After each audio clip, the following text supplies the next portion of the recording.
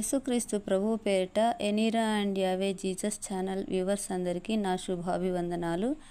ఈరోజు వాక్యాంశం ఏమనగా, దేవుని మందిరానికి వెళ్ళేటప్పుడు మన ప్రవర్తన ఎలా ఉండాలి, ఎలా ఆలయానికి సిద్ధపడి వెళ్ళాలి, ఎలా సిద్ధ మనసు కలిగి ఉండాలి అనే అంశం గురించి తెలుసుకుందాము. ప్రార్థన చేసుకుందాము. మహాపరిశుద్ధుడా, మా ప్రియ పరలోకపు తండ్రి, మహోన్నతుడా, సర్వ సృష్టికి ఏకరీతిగా పరిపాలించుచున్న దేవుడా, మీ ఘనమైన నామమును బట్టి స్తుతులు స్తోత్రం చెల్లిస్తున్నాం పరమ తండ్రి. ఇంటర్ 10th కాంపిటేటివ్ ఎగ్జామ్స్ రాస్తున్న ప్రతి ఒక్క బిడ్డను మంచిగా ఎగ్జామ్స్ రాయడానికి మీ పరలోక జ్ఞానాన్ని దయచేసి, ఇచ్చిన క్వశ్చన్స్కి కరెక్ట్గా ఆన్సర్స్ రాయడానికి జ్ఞాపక శక్తిని దయచేయండి ప్రభువా. మంచి ఆరోగ్యం దయచేయండి ప్రభువా. ఎండలు విపరీతంగా ఉంటుండగానైనా ఎండ దెబ్బ అయినను తగలకుండా సహాయం చేయండి ప్రభువా. ఎగ్జామ్స్లో మంచి రిజల్ట్స్ రావడానికి మీ తోడు ప్రసన్నత ఉంచి ప్రతి ఒక్క బిడ్డను దీవించి ఆశీర్వదించండి ప్రభువా. అలాగే నాయన తండ్రి, వాక్య ధ్యానాంశంలోకి వెళ్ళనయింటుండగా తండ్రి, మీ నోటి బూరగా వాడుకోమని పరలోకమందున్న యేసుక్రీస్తు అతి పరిశుద్ధ నామంలో ప్రార్థించి పొంది ఉన్నాం పరమ తండ్రి, ఆమెన్. నీ ఆవరణములో ఒక దినం 1000 దినముల కంటే శ్రేష్టము. నీ ఆవరణములో ఒక దినం 1000 దినముల కంటే శ్రేష్టము. నా ప్రభువా, నా దేవా, ఆ ధన్యత నాకిమ్ము. నీ సాక్షిగా ఉండనిమ్ము. నా ప్రభువా, నా దేవా, ఆ ధన్యత నాకిమ్ము. నీ సాక్షిగా ఉండనిమ్ము. నీ ఆవరణములో ఒక దినం 1000 దినముల కంటే శ్రేష్టము. బైబిల్ వాక్యాలు చదువుకుందాము. కీర్తన 84వ అధ్యాయము 10వ వచనాన్ని చదువుకుందాము. నీ ఆవరణములో ఒక దినము గడుపుట 1000 దినముల కంటే శ్రేష్టము. భక్తిహీనుల గుడారములలో నివసించుట కంటే నా దేవుని మందిర ద్వారమునొద్ద నుండుట నాకిష్టము. కీర్తన 122వ అధ్యాయము 1వ వచనాన్ని చదువుకుందాము.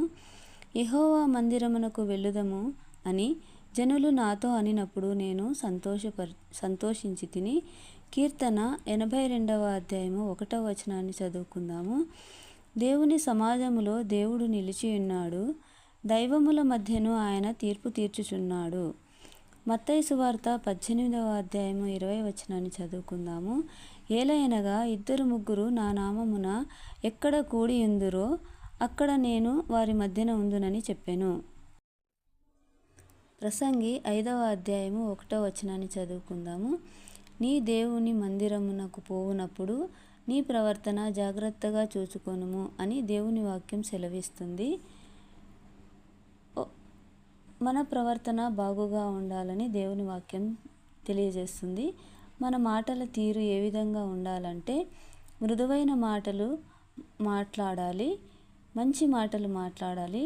కోపముతో, దూషణతో, పొగరుతో, దౌర్జన్యంగా, అహంకారంతో, అధికారికంగా మాట్లాడకూడదు. చెడ్డ మాటలు మాట్లాడకూడదు. మన వస్త్రధారణ జాగ్రత్తగా చూసుకోవాలి. నేటి కాలంలో ఘోరమైన వస్త్రధారణతో సంఘాలకు వస్తున్నారు. సంఘములో తల మీద కొంగు లేకుండా టైట్ టీషర్ట్స్, లిప్స్టిక్స్, కనుబొమ్మలకు రంగులు వేసుకొని వస్తున్నారు. పెళ్ళిళ్ళు, పేరంటాలకు వెళ్ళేవారిగా సంఘాలకు వస్తున్నారు. బాహ్య రూపానికి విలువ ఇస్తున్నాము. నేటి రోజుల్లో రిచ్గా కనిపించాలని కూడా మనం ప్రవర్తిస్తున్నాము. కానీ దేవుడు దీనస్థితిని చూస్తున్నాడు, వినయ మనసుల గలవారిని ఇష్టపడుతున్నాడు. అలాగే మనము పెద్ద పోస్ట్లో ఉన్న వ్యక్తి వద్దకు వెళ్తే మనం అలాగే వెళ్ళం కదా. చిన్నపిల్లలు తల్లిదండ్రులను ఫాలో అవుతుంటారు. అలాగే సంఘములో వారు సాదృశ్యంగా ఉండేవారిగా సరిగా లేకపోతే ఇక దానిని అర్థమే లేదనమాట. కాబట్టి మన వస్త్రధారణ సరిచేసుకోవాలి. లోకస్తులు చేసినట్లు ఇతరులను ఆకర్షించే విధంగా ఉండకూడదు. బాహ్య రూపం కాదండి, మనము దేవుణ్ణి పూర్ణ ఆత్మతోనూ, పూర్ణ బలముతోనూ, పూర్ణ మనస్సుతోనూ దేవుణ్ణి ఆరాధించాలి. మనమందరం ఆదివారం ఆరాధనకి వెళ్ళడానికి దేవుణ్ణి ఇష్టపడే వారంలా ఆదివారం ఆరాధనకు వెళ్తాము. ఆరాధన మీద, వాక్యం మీద మన మనస్సు ధ్యానం లగ్నం చేయాలి. అలా చేయకపోతే వృధా ప్రయాస అవుతుంది. నేను చర్చిలో గమనిస్తూ ఉంటాను. అలాగని నేను ఆరాధనలోనూ ధ్యానంలోనూ లేనట్టు కాదు. అలాగని అందరినీ గమనించే పనిలో ఉంటానని కూడా కాదు. అలా కాదు, కానీ ఎప్పుడైనా ఒకసారి అలా గమనించినప్పుడు కొన్నిసార్లు అలాంటి సిచ్యుయేషన్స్ కనిపిస్తూ ఉంటాయి. కొంతమంది సెల్ చూస్తూ ఉంటారు, మరి కొంతమంది నిద్రపోతూ ఉంటారు, ఇంకొంతమంది ఇటు అటు తిరుగుతూ ఉంటారు, ఇంకొంతమంది ఆరాధనకి రాకుండా సినిమాలకు, షికార్లకు వెళ్ళేవారు ఉంటారు. ప్రైవేట్ జాబ్స్ అయినా చర్చికి రాకుండా జాబ్స్కే ప్రిఫరెన్స్ ఇస్తూ ఉంటారు. కొన్ని జాబ్స్ వాళ్ళకు సండే కూడా వర్క్ ఉంటుంది, వారి కోసం కాదండి. దేవుని కోసం ఒక్కరోజు కేటాయించలేమా? ఇంకా కొంతమంది లేట్గా ఆరాధనకు వస్తారు. ప్రసంగం అయ్యాక వచ్చేవాళ్ళు, కానుకలు వేసేసి వెళ్ళేవాళ్ళు, అలా వచ్చి అలా అటెండెన్స్ వేసేవాళ్ళు, పండగలకి మాత్రమే కనిపించేవారు, ఆలయానికి వచ్చి బయటనే ఉండి వెళ్ళేవాళ్ళు. అలాగా కాదండి. నేనేమి ఎవరిని విమర్శించడం లేదండి.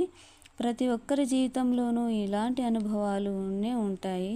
కానీ ఎప్పటికప్పుడు మనల్ని మనము సరిచేసుకోవాలి.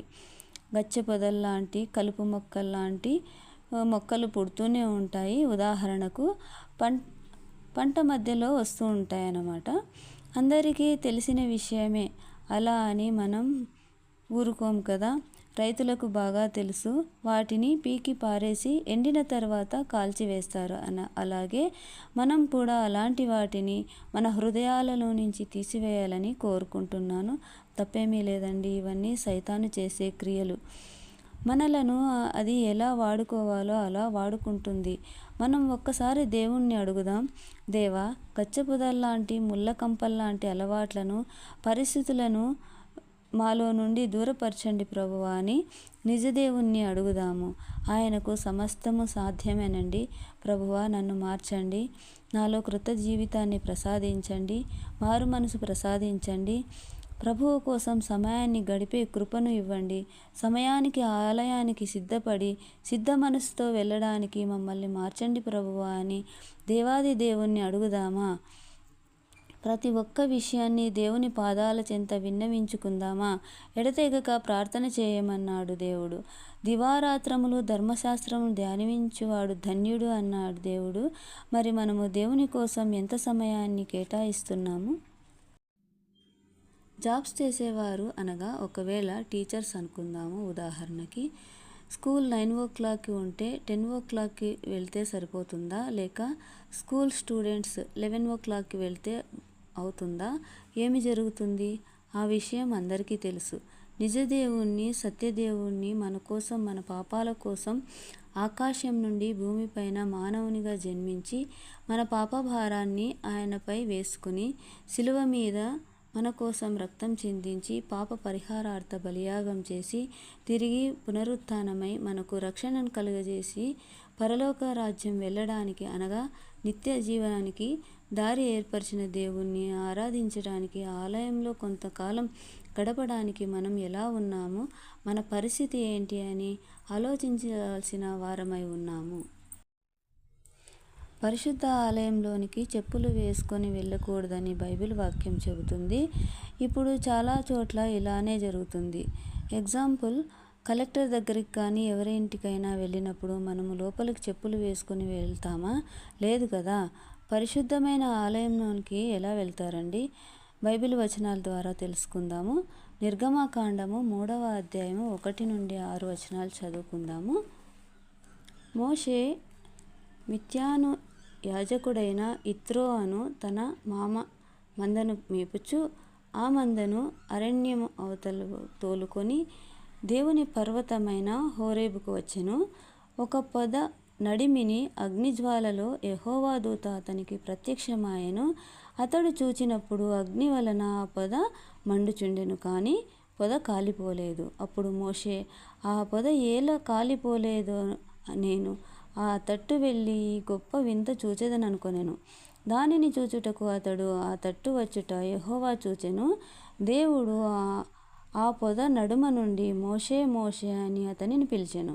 అందుకతడు చిత్తము ప్రభువా అనెను. అందుకాయన దగ్గరకు రావద్దు, నీ పాదముల నుండి నీ చెప్పులు విడువుము, నీవు నిలిచియున్న స్థలము పరిశుద్ధ ప్రదేశము అనెను. మరియు ఆయన, నేను నీ తండ్రి దేవుడను, అబ్రహాము దేవుడను, ఇస్సాకు దేవుడను, యాకోబు దేవుడను అని చెప్పగా మోషే తన ముఖమును కప్పుకొని దేవుని వైపు చూడవెరచెను. యెహోషువ 5వ అధ్యాయము 15వ వచనాన్ని చదువుకుందాము. అందుకు యెహోవా సేనాధిపతి, నీవు నిలిచియున్న ఈ స్థలము పరిశుద్ధమైనది, నీ పాదరక్షలను తీసివేయమని యెహోషువతో చెప్పగా యెహోషువ అలాగు చేసెను. నిజదేవుణ్ణి, దేవాది దేవుణ్ణి, జీవం గల దేవుణ్ణి, సత్యదేవుణ్ణి అడుగుదామా? ఇలాగా ప్రార్థన చేసుకుందామా? ప్రార్థనలో అందరూ ఏకీభవించండి. అయ్యా, మొబైల్ సైలెంట్లో పెడతానయ్యా, సమయానికి ఆలయానికి వస్తానయ్యా, వస్త్రధారణ మంచిగా వేసుకుంటానయ్యా, దేవునికి మాదిరికరంగా జీవిస్తానయ్యా, ప్రవర్తన సరిచేసుకుంటానయ్యా, వేషధారణ కలిగిన జీవితాన్ని మార్చుకుంటానయ్యా, యథార్థంగా ఉంటానయ్యా, దేవుని భయం కలిగి జీవిస్తానయ్యా, పాపపు ఆలోచనలకు పాపం పనులకు దూరంగా ఉంటానయ్యా, దేవుని కోసం సమయాన్ని కేటాయిస్తానయ్యా, వ్యర్థమైన మాటలు మాట్లాడకుండా మంచి మాటలు మాట్లాడడానికి ప్రయత్నం చేస్తానయ్యా, ఫస్ట్ ప్రిఫరెన్స్ దేవునికే ఇస్తానయ్యా, దేవునిపై ఆధారపడి జీవిస్తానయ్యా. ఇవన్నీ మా జీవితంలో జరగాలంటే మీ తోడు, మీ ప్రసన్నత కావాలయ్యా. మీతో గడిపే జీవితాన్ని, మీకోసం జీవించే జీవితాన్ని, మీపైనే ఆధారపడి బ్రతికే జీవితాన్ని మాకు దయచేయండి యేసయ్యా. ప్రార్థనలో ఏకీభవిస్తున్న ప్రతి ఒక్క బిడ్డను దీవించి ఆశీర్వదించి వారి అక్కరలన్నీ తీర్చి మీ నామం మాత్రమే ఘనపరుస్తూ మమ్మల్ని మేము తగ్గించుకొని మీ నామాన్ని హెచ్చిస్తూ త్వరలో తిరిగి రానయ్యన్న పరలోకమందున్న యేసుక్రీస్తు అతి పరిశుద్ధ నామంలో ప్రార్థించి పొంది ఉన్నాం పరమ తండ్రి, ఆమెన్. మరింత దేవుని వాక్యాలను తెలుసుకోవాలంటే సబ్స్క్రైబ్ చేయండి, లైక్ చేయండి, నచ్చితే షేర్ చేయండి. ఇంకా ఏమైనా బైబిల్ విషయాలు తెలుసుకోవాలంటే కామెంట్ చేయండి. తప్పక నెక్స్ట్ వీడియోలో తెలియచేస్తాను. ధన్యవాదాలు.